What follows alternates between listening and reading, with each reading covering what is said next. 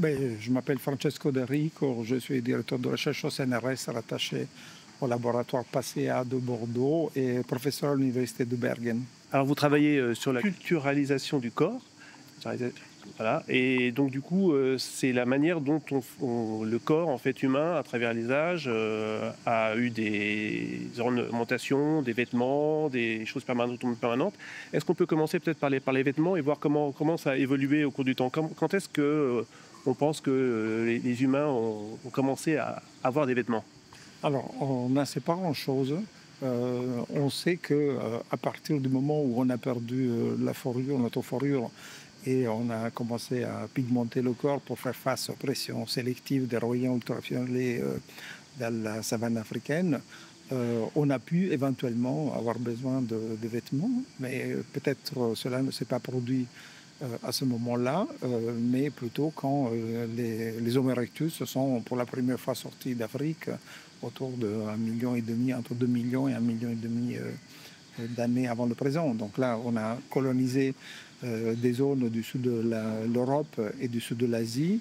Et on est resté, donc avant, plutôt que retourner par l'épigénétique à la production de fourrure, on a pu plutôt faire face à des changements climatiques qui sont développés pendant cette période en trouvant des premiers moyens d'isoler le corps. Mais de cela, on n'a aucune trace archéologique. Alors justement, les premières traces archéologiques, elles datent de quand sur les vêtements? Les premières archéologiques datent, je dirais, entre 800 000 ans et 500 000 ans.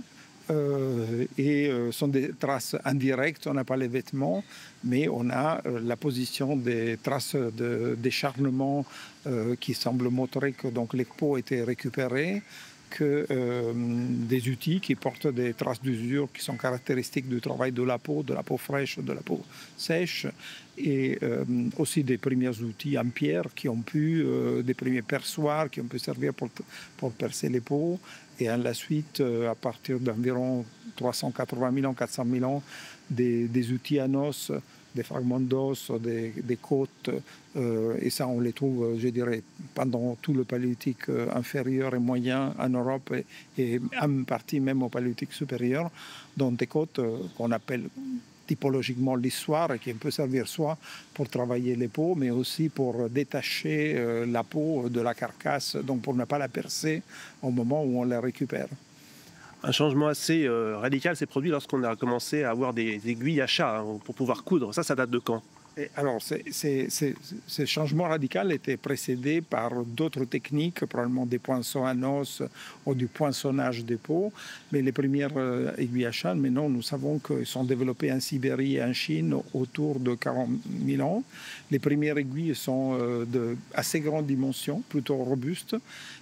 Et en Europe, en effet, il n'y a pas d'aiguilles à ce moment, malgré des périodes froides extrêmement intenses, comme les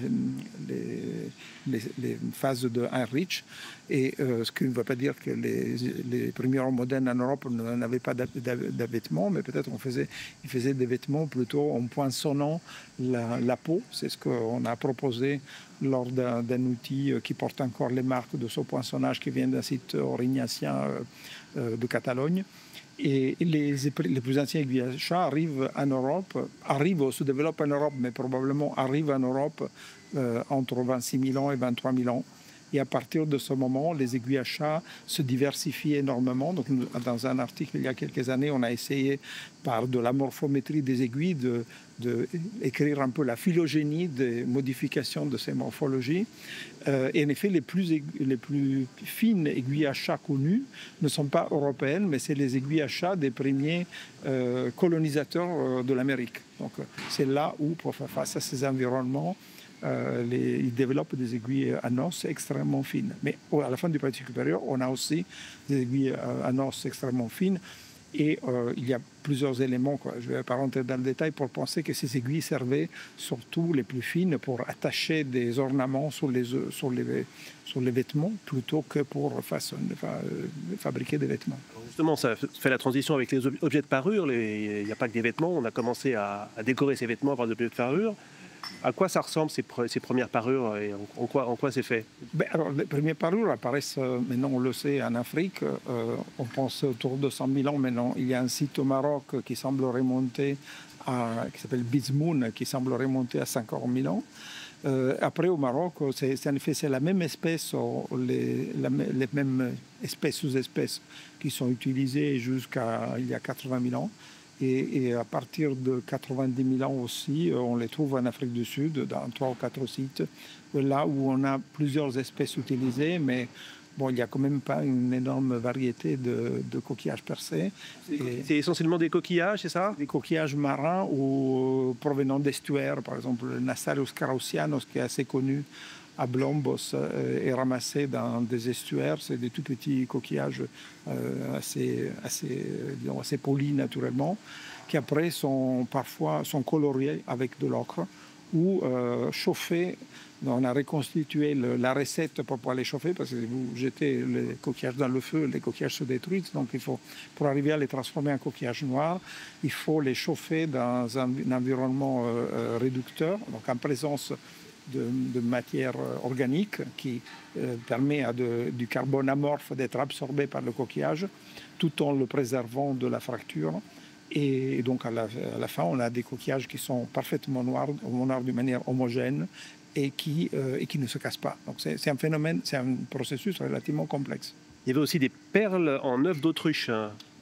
Les perles en œufs d'autruche en Afrique commencent autour de 5 000 ans, surtout en Afrique de l'Est, et se diffusent sur l'ensemble de l'Afrique de l'Est et de l'Afrique du Sud, et par la suite autour de 30 000 ans. Un travail récent montre qu'ils se distinguent en taille, avec les perles en œufs d'autruche en Afrique du Sud est plus petite, significativement plus petite que celles qu'on trouve en Afrique de l'Est. Et un peu plus récemment, à partir d'environ 30-32 000 ans, on commence à trouver ces mêmes perles en œufs d'autruche en Inde et en Chine, et aussi dans le sud de la Sibérie. Donc c'est une époque où il y a de l'autruche en Asie, et donc on fabrique là aussi des perles en œufs d'autruche qui, comme en Afrique, mais c'est bien, je crois qu'on l'a bien montré en Chine, sont aussi, elles, coloriées avec de l'ocre. Donc il y a des petits changements dans la morphologie des perles, maintenant on le sait. Aussi en Afrique, on a étudié celle d'un site assez connu qui s'appelle Pangaea Saïd. C'est le site où il y a la plus ancienne sépulture découverte en Afrique, et en Chine. Donc sur la base de petits changements dans la taille des coquillages, des perles, et de la façon de les polir ou de les perforer, on peut identifier des changements, et parfois même des groupes humains qui ne les font pas exactement de la même façon. Donc ça, on le sait parce que en travaillant, ce que j'ai fait avec les San dans le Kalahari, qui encore font des perles d'autruche avec des techniques traditionnelles, ils sont, eux, capables de reconnaître si des perles ont été façonnées par la même personne ou pas par la même personne, donc sur la base d'indices extrêmement réduits et microscopiques, en effet. Alors justement, toutes ces études, tous ces travaux vous ont permis d'établir des scénarios de l'évolution de la culturation du corps. Et qu'est-ce que vous en avez tiré? Quels sont ces scénarios? En effet, on observe une complexification graduelle à partir de première utilisation de pigments. Nous ne savons pas si la première utilisation de pigments était exclusivement symbolique. Donc au début, elle a pu être simplement utilitaire, par exemple pour se protéger des rayons ultraviolets. Mais à partir de 160 000 ans, au moins, la grande quantité de pigments fait penser donc, à une utilisation symbolique, et qu'à fur et à mesure, il y a une graduelle complexification de ces parures, une graduelle complexification des technologies utilisées pour pouvoir produire ces parures. Donc, par exemple, l'apparition des perles en œufs d'autruche montre un façonnage total de l'objet. Donc la matière première est totalement modifiée, et cela demande, on le sait ethnographiquement, un grand investissement en temps, grand investissement qui est important parce qu'en effet, ça veut dire aussi que les perles que vous produisez, quand vous allez les donner en échange à quelqu'un, la personne est au courant de l'effort qui a été fait pour produire ces perles. Donc ce n'est pas anodin, et à la fois c'est une matière première qui est disponible à tout le monde, et donc qu'en effet, tout le monde peut produire des perles, peut les échanger, etc. Et à partir du paléolithique supérieur, ce phénomène s'accentue encore plus, avec à la fois des objets entièrement façonnés, en ivoire, en bois de renne, en os, en pierre, mais aussi avec l'utilisation d'objets de parure exotiques. Par exemple, des coquillages qui sont trouvés dans des sites méditerranéens, mais qui viennent de l'Atlantique et vice-versa, ou des zones dans lesquelles il n'y a pas de mammouth, mais on utilise de l'ivoire importé, ou on imite les perles en ivoire, mais façonnées avec d'autres types de produits. Donc là, on rentre, et après, vers la fin du Paléolithique supérieur, on commence à trouver des sépultures avec des objets exotiques. Par exemple, dans une sépulture très connue qui s'appelle Saint-Germain-la-Rivière, il y a 15 000 ans, il y a une femme inhumée qui a des dizaines et dizaines de perles, de dents de cerf dans un environnement dans lequel il n'y a pas de cerf. Et en plus, les analyses isotopiques montrent que cette femme n'a jamais mangé du cerf. Donc en effet, là, on arrive à une situation dans laquelle ces objets exotiques peuvent être utilisés pour identifier des rôles sociaux qui ne sont pas partagés par tout le monde à l'intérieur d'une société, donc qui marque aussi des différences sociales entre les individus. Vous avez aussi travaillé sur les modifications permanentes du corps. Alors, vous disiez que c'est un paradoxe, parce que pourquoi on va se couper des doigts alors qu'on sait que c'est dangereux? Qu'est-ce que ça implique, ces modifications? Alors, les modifications du corps, je dirais, à part l'enlèvement des dents et certaines modifications qui laissent une trace visible, en effet, on ne sait très peu sur l'origine, par exemple, du tatouage.